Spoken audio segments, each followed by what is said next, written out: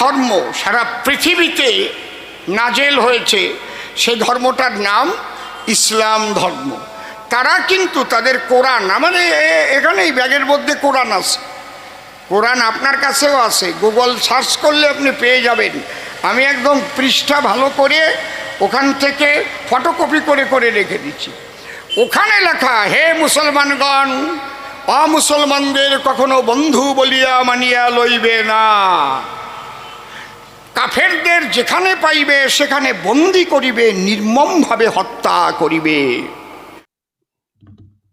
আসলে একজন বিজেপি নেতা ওয়াসিম সরকার ইদানিং কোরআনের কিছু আয়াতকে কেন্দ্র করে মন্তব্য করেছেন যে অমুসলিমকে যেখানে পাও সেখানে হত্যা করো। কোরআনে এ কথা লেখা আছে। স্বয়ং মুসলিম কি স্বয়ং সনাতন ধর্মীয় তার ছবি ত্যাগ করে বক্তব্য পরিবেশন করছেন স্বয়ং মুসলিম, যে ওয়াসিম সরকার না সনাতন ধর্ম জানে, না হিন্দু ধর্মই জানে, আর না কোরআন জানে। বুঝতে পেরেছেন না? আপনাদের বলি, ভারতীয় সংবিধান ধর্ম পালন করার স্বাধীনতা দিয়েছে না দেয়নি? কি বলছেন? ধর্ম পালন করার স্বাধীনতা দিয়েছে। কোরআনে কি আছে না আছে এটা না জেনে দিয়ে দিয়েছেন। আসলে অসীম সরকার নিজের অজ্ঞতা এবং মূর্খতার পরিচয় দিয়েছেন। যদি তার নিজের ধর্ম যদি জানতেন তাহলে এ কথা বলতেন না। শ্রীমদ্ ভগবত গীতা আপনি উঠাবেন, অর্জুন যখন বলছে আমি যুদ্ধ করবো না, যুদ্ধের ময়দানে গিয়ে দেখছেন তারা আত্মীয় স্বজনের বিরুদ্ধে রয়েছে যুদ্ধের ময়দানে, তো যুদ্ধ না করা থেকে তিনি পিছিয়ে যাচ্ছেন। তখন কৃষ্ণ বলেছিলেন অর্জুনকে, কলই ব্যাং মা সগম, যুদ্ধ না করা তো ধর্মের কথা নয়, যুদ্ধ না করা ধর্মের কথা নয়। যে কেন্দ্রীয় গোয়েন্দা অফিসে স্বয়ং ডিএসপির সামনে যখন আমাদেরকে জিজ্ঞেস করেছিলেন, আমার বাম পাশে মাস্টার আবু ফাইসাল সালমান আলিমান মিশরের ডিরেক্টর বসে আছেন, তিনি সেদিন উপস্থিত ছিলেন। আরো এক মাস্টার ছিলেন, মাস্টার বাশির, পাঁচগ্রামের মারা গেছেন, আল্লাহ তাআলা তাকে জান্নাত নসিব করুন। তো সেদিন দুটো ছেলেকে যখন অ্যারেস্ট যখন করা হয় মুসলিম, তখন গিয়েছিলাম আমরা যে যেন তদন্তের নামে মুসলিমদের হয়রানি না করা হয়, এই বিষয়টা জানানোর জন্যই মূলত আমরা উপস্থিত হয়েছিলাম সেখানে। তখন আমাদেরকে জিজ্ঞেস করেছিলেন, আপনারা জিহাদে বিশ্বাস করেন? তখন আমরা বলেছিলাম যে শুধু আমরাই না, প্রতিটা মুসলিম জিহাদে বিশ্বাস করে। যে প্রতিটা মুসলিম, কথা খুব মনোযোগ দিয়ে শুনবেন, প্রতিটা মুসলিম জিহাদে বিশ্বাস করে। তার কারণে এই কোরআনে জিহাদের কথা লেখা আছে, কোরআনে জিহাদের কথা লেখা আছে, হাদিসে জিহাদের কথা লেখা আছে। এজন্য প্রতিটা মুসলিম জিহাদে বিশ্বাস করে। আর ইসলামে জিহাদ আছে বলেই আমরা ইংরেজদের বিরুদ্ধে জিহাদ করে ভারতকে স্বাধীন করেছি। সব থেকে বেশি এই ভারতের রক্ত, এই সব থেকে বেশি ভারতের মাটিতে যদি কারো রক্ত মিশে থাকে তাহলে আমার বাপ দাদাদের, আমার পূর্বপুরুষদের, আহলে হাদিসদের সব থেকে বেশি রক্ত এই ভারতের মাটিতে আছে। ইসলামে জিহাদ আছে বলেই, কোরআনে জিহাদ আছে বলেই এটা আমরা জিহাদ করেছি। সেদিন আমি এই কথাটাও বলেছিলাম, কুলাই বাং মাসাগম, কৃষ্ণ অর্জুনকে বলেছিলেন যুদ্ধ না করা ধর্মের কথা নয়। মহাভারতে যুদ্ধের কথা আছে, বাইবেলে যুদ্ধের কথা আছে। কোটি কোটি টাকা খরচ করে, কোটি কোটি বিলিয়ন ডলার খরচ করে উন্নত দেশগুলো, আমাদের ভারতও কেন সেনাবাহিনী পুষছেন? আরে জঙ্গি এবং সন্ত্রাসমূলক কার্যকলাপ দমন করার লক্ষ্য এবং উদ্দেশ্যেই, দেশের রক্ষাতে, দেশের হেফাজতের কারণে। তো দেশের হেফাজত, দেশের রক্ষা, দেশের সংরক্ষণ এবং শান্তি শৃঙ্খলা বজায় রাখার লক্ষ্য এবং উদ্দেশ্যে যুদ্ধের প্রয়োজন। এবং যুদ্ধের প্রয়োজন তো জিহাদ, আমি সেদিন জিহাদটাকে খুব সংক্ষেপে বলি। জিহাদটাকে আমি বলেছিলাম একজন দক্ষ সার্জনের সার্জারির মতো। ব্লেডে যদি আঁচড় যদি কেউ যদি কাটে তাহলে এটা অপরাধ। সাধারণ মানুষ যদি ব্লেডে যদি দাগ দিয়ে যদি দেয় শরীরে তাহলে এটা অপরাধ।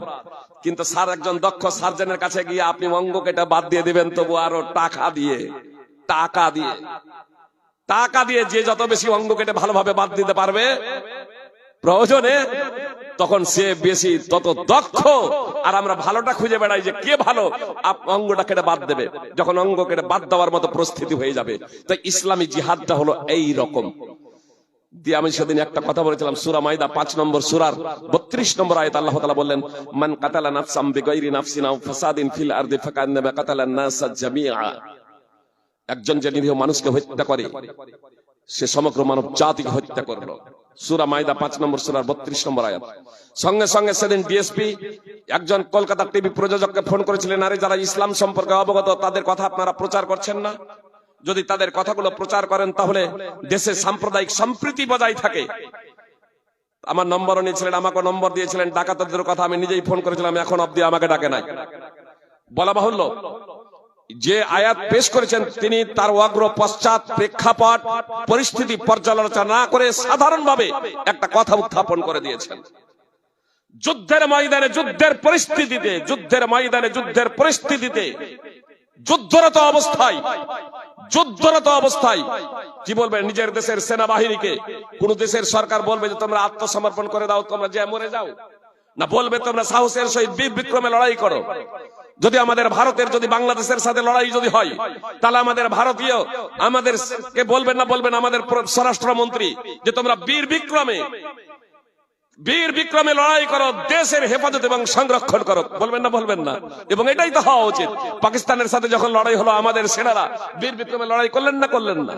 তাহলে বীর বিক্রমে লড়াই করার জন্য আমরা তো সবাই জনগণ থেকে সবাই উৎসাহিত।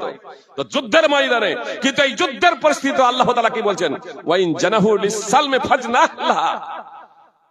যদি তারা আত্মসমর্পণ করে, চুক্তির জন্য যদি তারা নত হয়ে যায়, যুদ্ধ চলছে সেই অবস্থায় যদি শত্রু যদি বলে আর যুদ্ধ করব না, তাহলে সেটা মেনে নাও।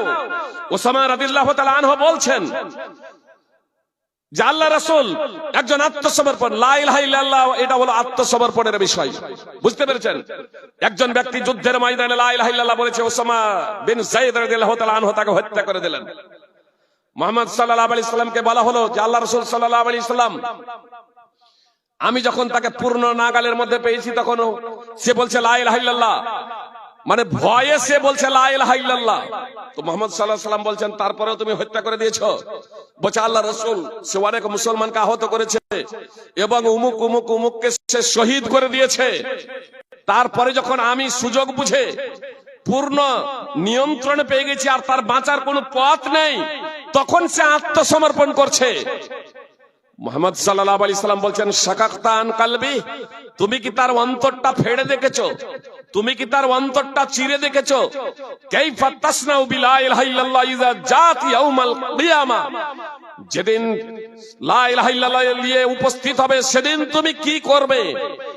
উসামা বলছেন, আল্লাহ রাসূল আমার জন্য ক্ষমা প্রার্থনা করুন। আল্লাহ রাসূল সাল্লাল্লাহু আলাইহি সাল্লাম বারবার এই কথাটি বলতে শুরু করলেন। ওসামা রাদিয়াল্লাহু তাআলা আনহু বলছেন যে আজ যদি আমি ইসলাম কবুল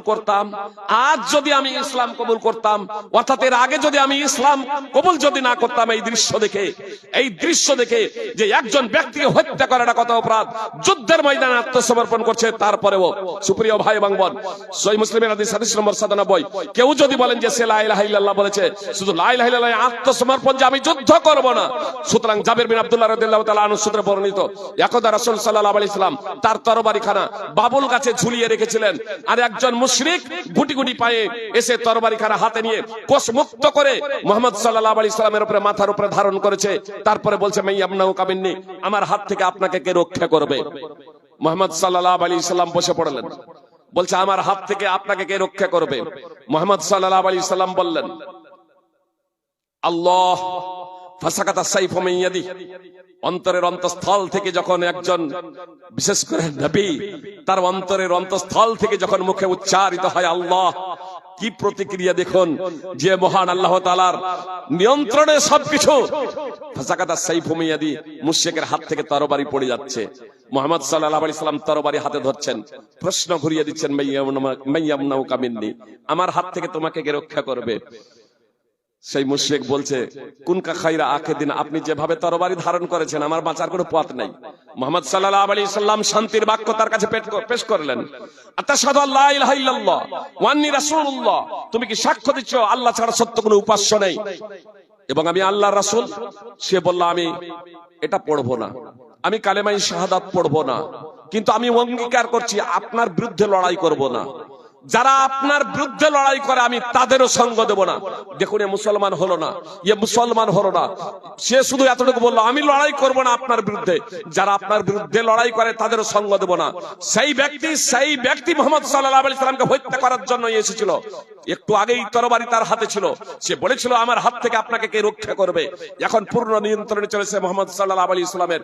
মুহাম্মদ সাল্লাল্লাহু আলাইহি সাল্লাম তাকে শুধু এই কারণে ছেড়ে দিলেন, সে যেহেতু লড়াই চাই না, সে শান্তি চাই, সে যেহেতু লড়াই যারা করে, সংগ্রাম যারা করে তাদের সঙ্গ দেবে না, এজন্য মুহাম্মদ সাল্লাল্লাহু আলাইহি সাল্লাম তাকে ছেড়ে দিলেন।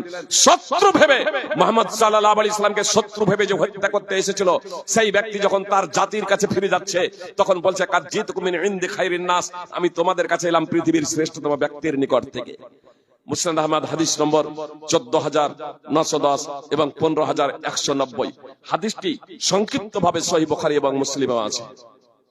ফল কথা, অসীম সরকার প্রেক্ষাপট পরিস্থিতিকে পর্যালোচনা না করেই আলোচনা করেছে। মুসলিম যারা আছেন এবং যারা অমুসলিম আছেন তাদের সকলকেই বলবো যে আবেগে নয়, এবং আমি আপনাদেরকে বলবো অসীম সরকারকে গাল দেবেন না।